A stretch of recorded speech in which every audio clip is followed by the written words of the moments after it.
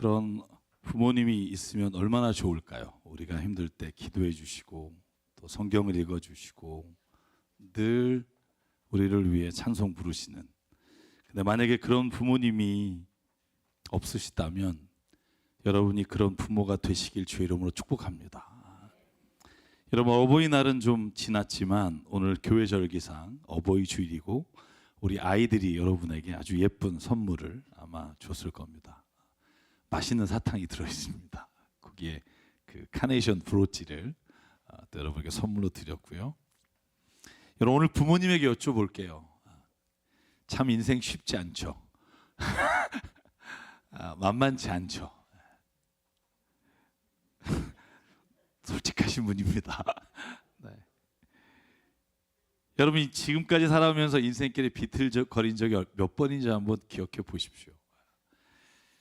힘들게 노력해서 뭔가 안정됐다 싶을 때 다시 건강에 문제가 생기고, 건강의 문제를 해결했다 싶으면 자녀들에게 문제가 터지고, 자녀들의 문제를 겨우 해결하고 나니까 부모님에게 건강의 문제가 또 생기고, 그 부모님 문제를 해결하면 배우자가 또 문제가 생기고, 그 문제를 해결하면 다시 회사에 문제가 생기고, 회사 일을 해결하면 다시 또 자녀에게 문제가 생기고, 다시 자녀 문제 해결하면 건강에 또 이상이 오고. 여러분, 어찌 보면 우리는 문제 연속 안에 살다가 문제를 뒤로 하고 인생과 작별하는 게 아닌가 생각이 들어요. 제가 이렇게 말씀드리는 이유는 여러분, 지금 인생길에 비틀거리는 분이 있다면 나 혼자만의 문제라고 너무 힘들어하지 마시라는 거예요. 어느 누구의 인생을 다 들춰보면 누구나 다 이런 어려움과 싸우며 살아가고 있습니다. 여러분, 오늘 저희가 읽은 시편 37편은 다윗의 시편이에요. 다윗이 1절에 이렇게 시작해요. 너희가 악한 사람이 잘 되고 정말 너희가 보기에 정말 다른 사람을 속이는 사람이 형통하는 것을 보고 부러워하지 마라. 하나님은 반드시 믿는 자의 인생을 인도해 주신다. 여러분, 이게 오늘 다윗의 37편의 시편의 주제예요. 그런데 한번 생각해 보자고요. 다윗의 인생이 우리가 부러워할 만큼 그렇게 평탄한 인생을 살았냔 말이에요. 한번 그 인생을 짧게 볼게요. 여러분, 다윗은 16살쯤에 하나님으로부터 이스라엘의 왕으로 부르심을 받아요. 여러분, 이새라고 하는 아버지의 집에 사무엘이 찾아와서 사무엘상 16장에 보니까 형 7명을 다 지나가면서 하나님께 여쭤봐요. 엘리압입니까? 아비나답입니까? 쌈마입니까? 첫째, 둘째, 셋째, 7째까지 지나갈 때 사무엘이 하나님, 이자가 왕입니까? 할 때 아니다. 왜 내가 고르는 자가 여기 없느냐? 여러분, 말씀을 보면 12절 13절 말 볼게요. 드디어 막내 아들이 늦게 들어왔어요. 8번째 다윗이 지나갈 때 사무엘에게 하나님이 말해요. 바로 이 사람이다. 그에게 기름을 부어라. 여러분, 나이 16세. 그래서 사무엘이 기름 담긴 뿔병을 가지고 형들에게 둘러싸여서 이스라엘의 왕으로 기름 부음을 받아요. 여러분, 그리고 곧장 17장에 보면 다윗이 형들 3명의 도시락을 갖다 주려고 전쟁터에 갔다가 골리앗을 만나요. 여러분, 골리앗과 마주하고 모든 병사들이 막 쫄아서 떨고 있을 때 담대하게 나가서 하나님의 이름으로 여러분 골리앗을 쓰러뜨립니다. 여러분, 50절만 읽을게요. 이렇게 다윗은 무린매와 돌 하나로 블레셋 사람을 이겼다. 칼도 들고 가지 않고 블레셋 사람을 죽였다. 여러분, 이 일로 인해 사무엘상 18장에 보면 여인들이 춤을 추며 사울은 수천이요 다윗은 만만이다. 이렇게 찬송을 부릅니다.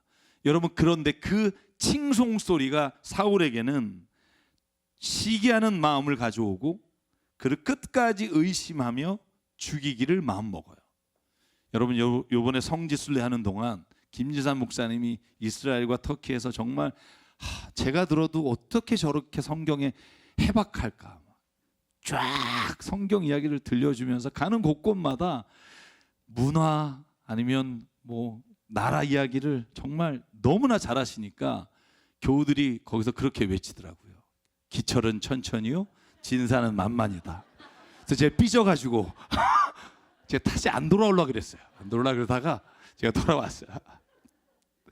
아, 사울이 이런 마음이었겠구나. 그걸 알겠더라고요. 무려 14년이에요. 3,000명을 데리고 다윗 하나 죽이려고 여러분 인생을 허비하다 죽은 게 사울 왕이라고요. 여러분 그래서 나이 30에 다윗이 왕이 돼요. 헤브론에서 왕이 7년 반 됐다가 온 이스라엘의 왕이 됩니다. 여기서부터 그럼 다윗의 인생은 평탄했냐? 아니요. 사랑하는 여러분, 때로는 교회 안에서도 이런 일이 있다는 것을 놀라지 마십시오. 주님의 사랑을 서로 나누는 이 공동체 안에도 사울처럼 때로는 다윗이 시기의 대상이 될 수 있어요. 그게 우리가 가지고 있는 위험이에요. 그리스도인으로서 사랑을 말하지만 그 사랑이 때로는 이기적인 사랑으로 끝날 때가 있어요. 그걸 극복하는 게 뭐예요? 교회 공동체 안에서 내 자신이 아니라 하나님의 사랑으로 우리가 서로를 바라보는 눈이 열리게 되기를 주의 이름으로 축복합니다. 여러분 다윗이 왕이 된 이후가 드라마틱해요. 제가 간단하게 몇 가지만 볼게요. 다윗이 왕이 되고요. 첫째 아들 암논이 태어났는데 이 암논이 이복 동생 여자 다말을 좋아해서 겁탈을 해요. 형제끼리, 남매끼리. 여러분 그러자 그 다말의 동생인 셋째 아들 압살롬이 첫째 아들 암논을 죽여버려요. 여러분 사무엘하 13장 28절에 보면 압살롬은 자기 아주 행복한 날에 형제들 초청해서 암논을 죽이라고 지시하고 쳐 죽이고 도망갑니다. 여러분 자식이 서로 죽이는 일을 경험했어요. 다윗이 강간을 하는 걸 경험했어요. 여러분 그런데 그것으로 끝나지 않고요. 그 압살롬이 다시 돌아왔다가 다시 그 압살롬이 군대를 일으키고 자기가 왕이라고 선포하고 다윗성에 쳐들어와서 여러분 사무엘하 16장에 보면 아히도벨의 말대로 아버지 다윗의 후궁들과 동침을 해요. 아버지의 여자와. 여러분 궁에서 쫓겨나고 도망자로 사는데 아들이 그 궁에서 자신의 여인들과 같이 동침하며 사는 걸 봤어야 하는 게 다윗이라고요. 여러분 주변의 자식들과 환경으로 인해 어려운 것뿐만이 아니라 다윗은요 또 자기의 죄로 인해 비틀거리는 인생을 살았어요. 여러분 우리도 그렇잖아요. 다윗이 사무엘하 12장에 보면 옥상에 올라가서 거닐다 예쁘게 생긴 밧세바를 보고 그를 데려다가 동침을 합니다. 그게 발각될까 두려워 그의 남편 우리아를 전쟁터에 보내 장군들에게 죽이라고 지시해요. 여러분 그것으로 끝난 게 아니라 사무엘하 12장 19절에 보면 그렇게 해서 임신을 해서 난 아기가 어린 나이에 죽어요. 이 일로 인해 다윗이 눈물로 회개한 게 시편 51편이에요. 주님 앞에서 나를 쫓아내지 마시고 주님의 성령을 거두지 말아 주십시오. 주님께서 베푸시는 구원의 기쁨을 회복시켜 주십시오. 내가 지탱할 수 있게 내게 자발적인 마음을 주십시오. 다윗의 인생이요 평탄하고 그가 자신에게 이스라엘 왕이라는 걸 주어짐으로 인해 인생길이 좋았기 때문에 오늘 비틀거리는 인생길에 주님이 나의 손을 붙잡아 주셨다고 고백하는 게 아니에요. 가장 힘들고 어쩌면 인간이 경험할 수 없는 가장 최악의 경험을 하는 순간에도 다윗은 오늘 시편 37편에 고백해요. 우리가 걷는 길이 주님께서 기뻐하시는 길이면 우리의 발걸음을 지켜주실 것이고 24절 어쩌다 비틀거려도 주님께서 우리의 손을 잡아주시니 넘어지지 않는다. 여러분 다윗의 인생을 우리가 보면 이 고백이 쉬운 고백이 아니라는 걸 알 수 있어요. 여러분 좋을 때는요 하나님이 함께 하신다고 누가 고백 못하겠어요.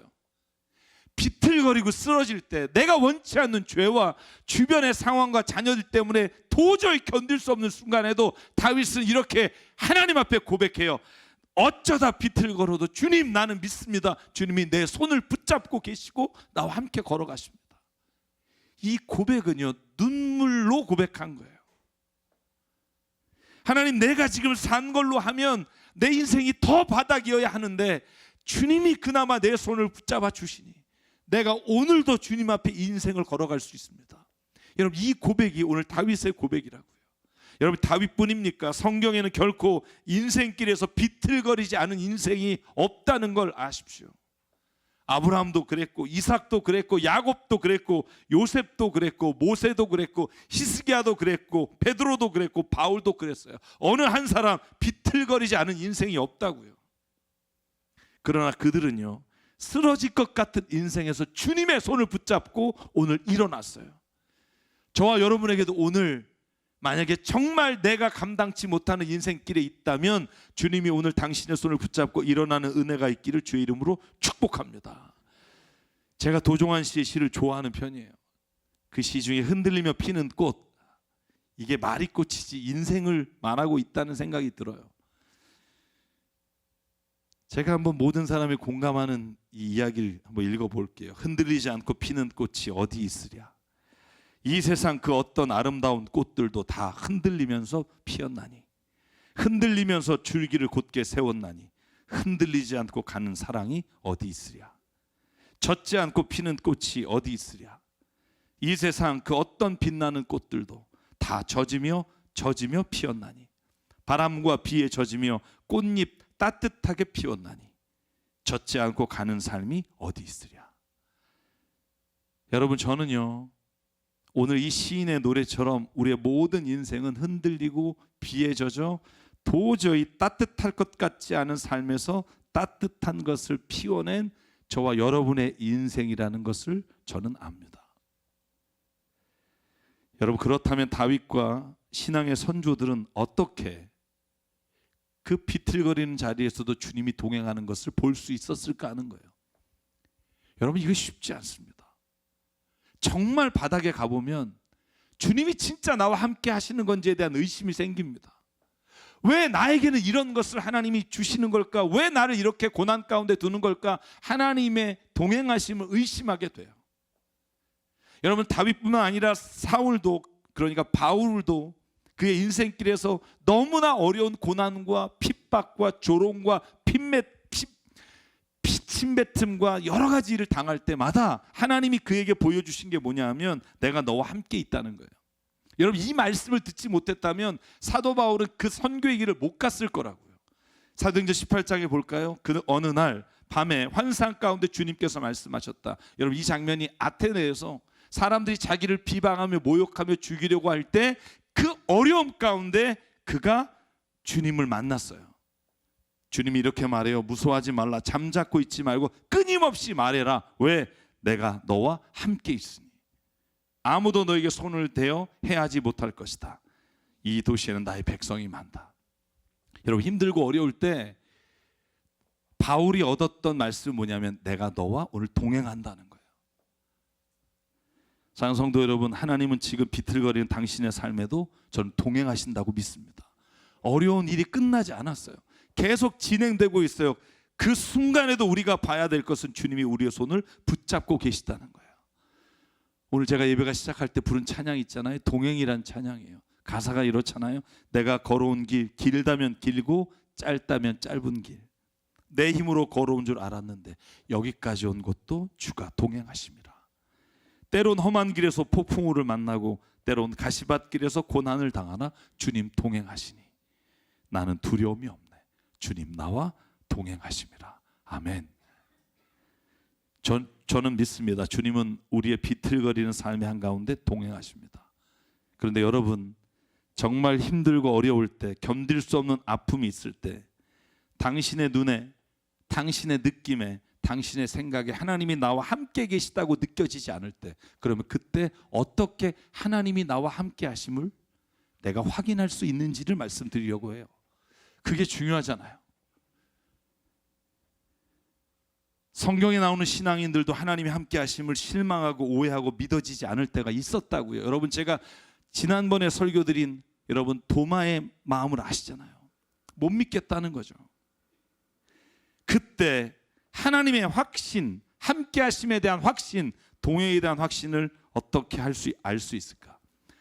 두 가지만 말씀드릴게요. 첫째는 당신의 감정이나 경험으로 하나님의 동행하심을 판단하지 말라는 거예요. 여러분 사랑 한번 해보신 적 있습니까? 그러니까 그분하고 살겠죠. 사랑이라고 생각했으니까. 사랑 아니라는 건 아니에요. 오해하지 마세요. 가끔 의심될 때 있잖아요. 날 사랑하나? 하나? 여러분 근데 뭘 근거로 해서 판단하세요? 내가 감이 좋아요.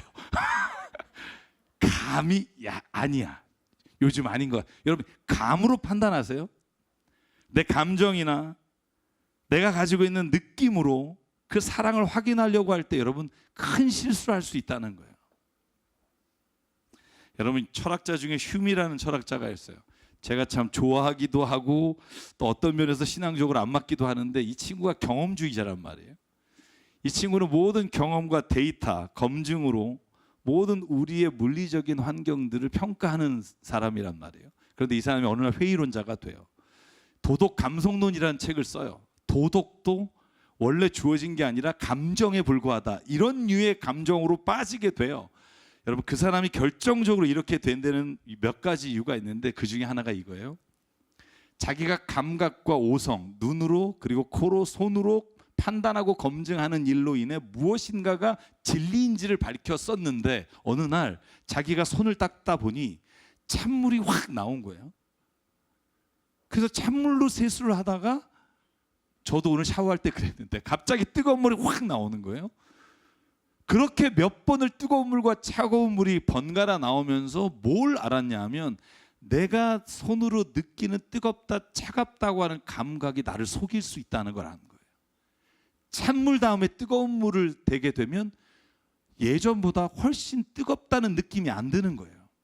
아, 내 감각을 믿을 수가 있을까? 여러분 그러다가 밖에 나가서 별을 봐보시라고요. 별을 봤는데 저 별은 나의 별, 반짝반짝 사랑하는 사람과 저 별은 너의 별 했는데 여러분 1억 광년 떨어진 곳에 있는 별은요 지금 내 눈에는 빛이 반사돼서 보이지만 지금 그 별이 존재하는지는 아무도 몰라요. 왜냐하면 1억 년 전에 그 빛이 내 눈에 들어오는 시간 안에 그 별은 사라졌을 수도 있다고요. 그러니까 나는 지금 보고 있는데 그 별은 존재하지 않을 수 있다는 거. 여러분 그때 무슨 생각이 들까요? 아, 내 눈으로 보는 걸 믿을 수 있을까? 내가 감각으로 만지는 걸 믿을 수 있을까? 여러분 이렇게 되면 회의론자가 되는 거예요. 내가 도저히 판단하고 내가 진리라고 여겼던 것들이 무너지는 거예요. 여러분 그때는 어떻게 해야 되는 줄 아세요? 오히려 내 감각과 내 감정을 보는 게 아니라 데이터를 믿는 거예요. 여러분 집을 계약해서 그 집주인하고 만났어요. 근데 그 집주인 그 사람과 지금 내가 정확하게 계약을 했는지를 뭐로 알 수 있어요? 느낌으로 아세요? 아, 인상이 좋아. 오늘 계약은 성공이야. 여러분 이러면 망합니다. 대부분 인상 좋은 애들이 나쁜 짓 많이 해요. 그때는 계약서를 써야 돼요. 그리고 여러분 계약서와 함께 모든 그 사람이 가지고 온 서류를 점검해야 돼요. 제가 왜 이 말씀을 드리냐면요, 하나님이 나와 동행하시는 거 여러분의 기분과 느낌으로 판단해서 절망하고 실망할 때가 많다는 거예요. 그런데 하나님이 우리에게 뭐라고 말하냐면 감히 우리에게 약속하신 동행은 하나님의 말씀에 근거한 하나님의 언약이라는 거예요. 내 기분과 감각이 아니라 하나님의 신실하신 말씀을 믿는 자, 내가 그것을 믿을 때 하나님의 말씀이 내게 오늘 동행의 확신으로 다가올 수 있다는 거예요. 그 사람에 대한 감정이 아니라 계약, 다시 말해 그 약속이 우리가 신뢰하는 근거가 되듯이 오늘 저와 여러분의 삶에 아무리 힘들고 비틀거리는 삶 가운데도 주님이 동행하십니다.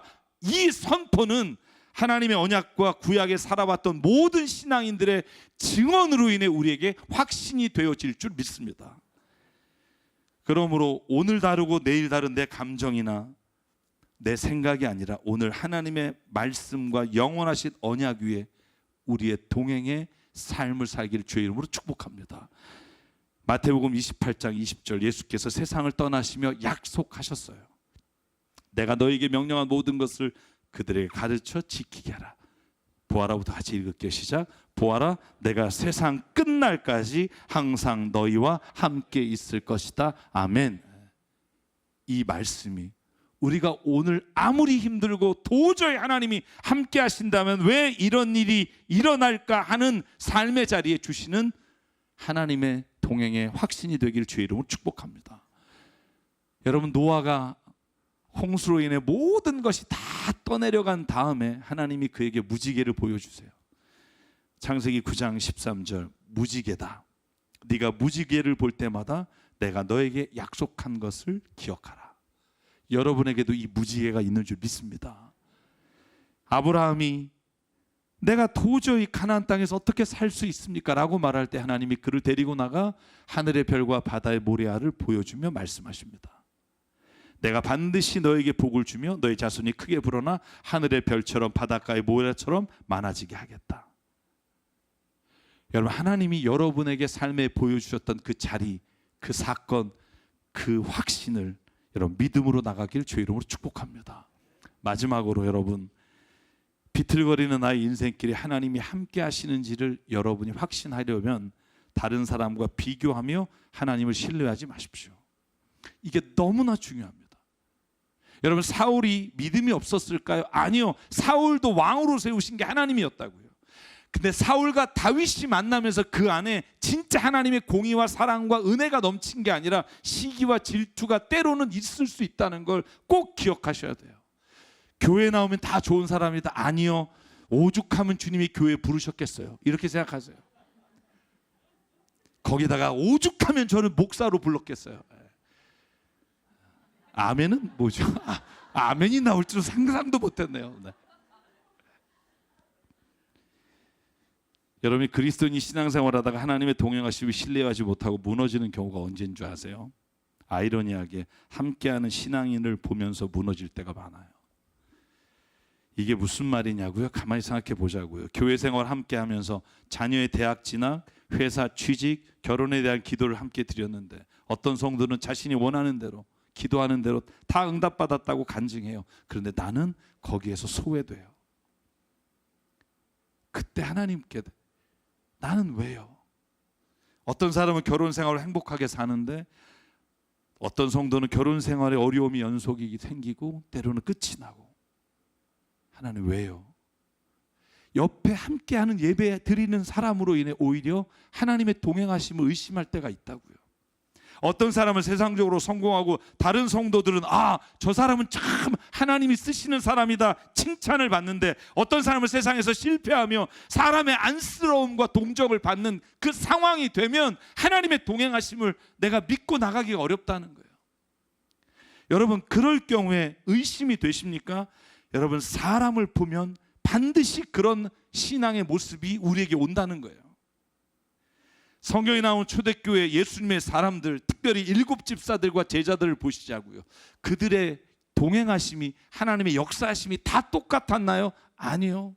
여러분, 7 집사 중에 2 사람을 볼까요? 스데반, 그 사람은 7 집사 중에 하나예요. 사도행전 6장 5절에 보면 7명이 세워졌어요. 그 중에 우리가 아는 사람은 스데반과 빌립밖에 없어요. 나쁜 이름으로 쓰인 니골라라고 하는 한 사람 외에 나머지는 잘 몰라요. 성경에 안 나오니까. 여러분, 스데반이 어떻게 죽어요? 순교당해요. 가장 믿음이 좋았고 가장 신실하게 여겨졌던 그가 비참하게 돌에 맞아 죽어요. 여러분, 그때 증인 쓴 사람이 누구예요? 사도 바울이에요. 그가 겉옷을 받아서 58절 성 밖으로 설교하는 스데반을 끌어내서 증인으로 쓴 게 사울이라는 청년, 나중에 바울이 된 그 청년이고요. 스데반이 돌에 맞아 주님 내 영혼을 받아주십시오 하고 죽어요. 여러분, 그런데요, 빌립 집사는 어떻게 된 줄 아세요? 여러분, 사도행전 8장에 보면 사마리아에 가서 여러분 복음을 전하는데 여러분 귀신도 나가고 병자도 고치고 사람들에게 와 진짜 위대한 하나님의 종이다 칭찬을 받아요. 여러분, 그러면 스데반의 입장에서 빌립 집사의 삶은 하나님이 축복해 주셔서 사람에게 인정받고 그는 비참하게 돌에 맞아 죽는 인생으로 하나님이 동행하시지 않았다고 생각하시나요? 아니요. 여러분, 스데반의 고백 가운데 가장 중요한 고백이 뭐냐 하면 여러분 사도행전 7장 54절이에요. 여러분, 돌에 맞을 때 스데반은요 55절 스데반이 성령에 충만하여 하늘을 쳐다보니 하나님의 영광이 보이고 예수께서 하나님의 오른쪽에 서 계신 것이 보였다요. 하나님이 동행하지 않으셔서 순교하고 세상의 사람들에게 손가락질을 당하는 게 아니에요. 하나님은요, 우리 모두의 삶에 각자의 자리에 하나님이 주신 사명과 응답이 달라요. 그걸 볼 수 있는 사람이 누구냐면 믿음의 사람이에요. 스데반은 죽어가면서도 하나님이 오른편에 예수께서 자기를 기다리고 계시는 걸 볼 수 있었기에, 여러분 어떻게 죽어요? 여러분 마지막 60절에 보면 주님 이 죄를 저 사람에게 돌리지 마십시오. 그리고 스데반은 잠들었다요. 그 누구나 볼 때 저 사람 예수 잘못 믿어서 저런 거 아니야? 라고 말할 수 있는 순간에도 스데반은 주님의 영광을 보며 외친다고요. 하나님 저들의 죄를 용서해 주십시오. 상 여러분, 초대교회 사람들, 아니 성경에 나오는 사람들은 모든 이 환경이 달렸고 사명이 달랐고 하나님의 응답이 달랐고 걸어간 길이 달랐어요. 이것을 여러분 다윗은 오늘 37편 마지막 25, 26절에 이렇게 말해요. 나는 젊어서나 늙어서나 의인이 버림받은 것과 그의 자손이 구걸하는 것을 보지 못했다. 그런 사람은 언제나 은혜를 베풀고 구워주며 살아가니 그의 자손은 큰 복을 받는다. 여러분, 우리가 주님 안에서 믿음으로 살았다면 우리의 삶에 어떠한 환경과 문제가 오더라도 그건 버림받은 일이 아닌 것이라고 저는 확신합니다. 그건 하나님이 우리의 삶에 우리의 환경 가운데 일어난 일로 인해 당하는 어려움이지, 하나님이 우리를 버리신 게 아니라 오히려 그때 우리의 손을 더 붙잡고 계심을 스데반처럼 바라볼 수 있기를 바랍니다. 여러분, 그래서 고린도서 12장의 사도 바울이요, 우리가 은사장이라고 말하지만 저는 은사장이라고 말하고 싶지 않아요. 하나님께서 각 사람마다 역사하는 게 다른 하나님의 역사장이라고 말하고 싶어요. 이렇게 고백합니다. 11절, 이 모든 일은 한 분이신 같은 성령이 하시며 그가 원하시는 대로 각 사람에게 은사를 나눠 주십니다. 몸은 하나지만 많은 지체가 있고 몸의 지체는 많지만 그들이 모두 한 몸이듯 그리스도도 그러하십니다. 아멘. 우리가 각자 사는 삶의 모습이 달라요. 자녀들이 어떻게 되는지 우리의 삶의 모습이 다르지만 그러나 다 우리가 주님 안에 있다면 주님이 우리를 통해 일하시는 역사의 현장인 줄 믿습니다. 그러므로 우리가 비틀거리는 인생길에 하나님과 동행하심을 확신하십시오. 여러분, 우리의 감정에 근거하지 말고 하나님의 약속에 근거하십시오. 주변의 같은 신앙인의 모습을 보며 내가 하나님과 동행하고 있나를 보지 마시고 오늘 내 눈을 열어 그 너머에 계신 하나님을 볼 수 있는 믿음이 있기를 주의 이름으로 축복합니다. 그래서 이사야 41장에 여러분, 이사야가요, 예루살렘이 무너지고 모든 이스라엘 백성이 바벨론으로 포로로 끌려가는 그 비참한 현장에 이렇게 고백해요. 여러분, 이 고백이요, 이스라엘가 잘 될 때 고백한 게 아니에요. 이스라엘이 망할 때 한 고백이에요. 같이 9절 10절 읽고 오늘 말씀을 마칠게요. 같이 읽을게요. 시작. 내가 땅 끝에서부터 너를 데리고 왔으며 세상의 가장 먼 곳으로부터 너를 불러냈다. 그리고 내가 너에게 말하였다. 너는 나의 종이니 내가 너를 선택하였고 버리지 않았다고 하였다. 내가 너와 함께함이니 두려워하지 말아라. 내가 너의 하나님이니 떨지 말아라. 내가 너를 강하게 하겠다. 내가 너를 도와주고 내 승리의 오른팔로 너를 붙들어 주겠다. 아멘. 이 비참한 상황에서 주의 붙들어 주심과 함께 하심을 고백한 이사야의 고백이 저와 여러분의 고백이 되기를 주의 이름으로 축복합니다. 그래서 우리가 함께 찬양을 하려고 해요. 여러분, 혹시 아직도 해결되지 않은 많은 문제 속에 비틀거리고 있다면 오늘 이사야의 이 고백이 저와 여러분에게 확신이 되기를 바라고 이 말씀이 언약의 말씀이 되기를 바라요. 제가 제일 좋아하는 말씀이라 외워요. 두려워하지 말라, 내가 너와 함께함이라. 놀라지 말라, 나는 너의 하나님이 됨이라. 네가 어디를 가든지 내가 너와 함께하겠다. 내 의의 오른손으로 너를 붙잡아 주겠다. 아멘. 이 하나님 오늘도 저와 여러분의 인생길에 함께 하십니다.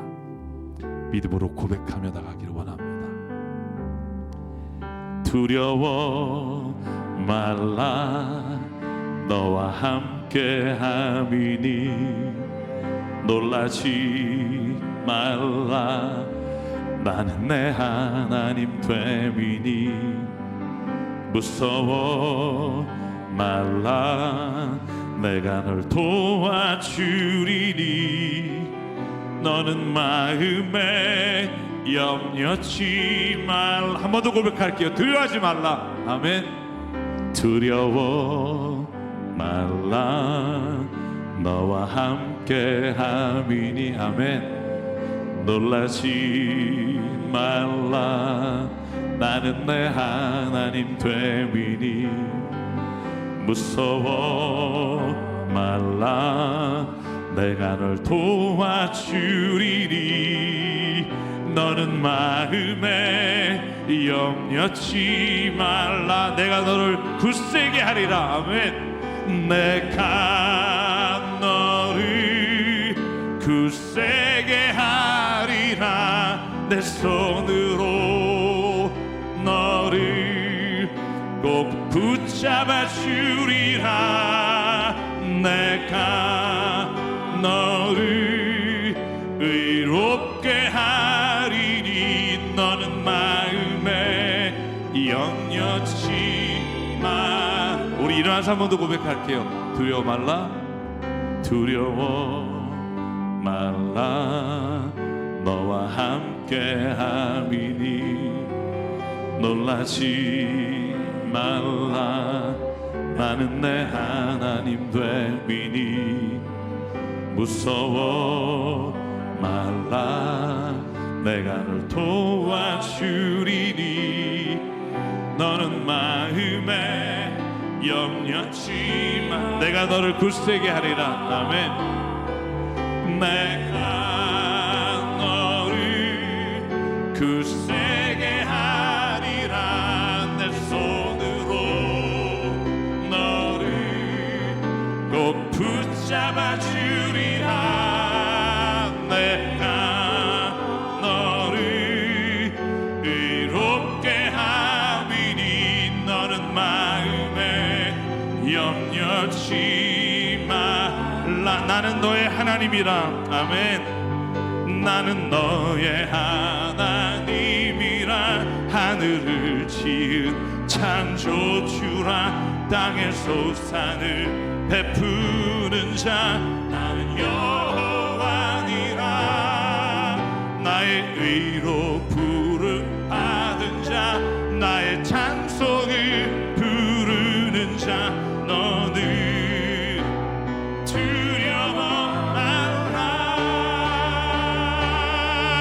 내가 너를 굳세게 하리라 내 손으로 너를 꼭 붙잡아 주리라 내가 너를 의롭게 하리니 너는 마음에 염려치 말라 내가 너를 굳세게 하리라 내 손으로 너를 꼭 붙잡아 주리라 내가 너를 의롭게 하리니 너는 마음에 염려치 말라. 우리 시간 함께 잠깐 기도하겠습니다.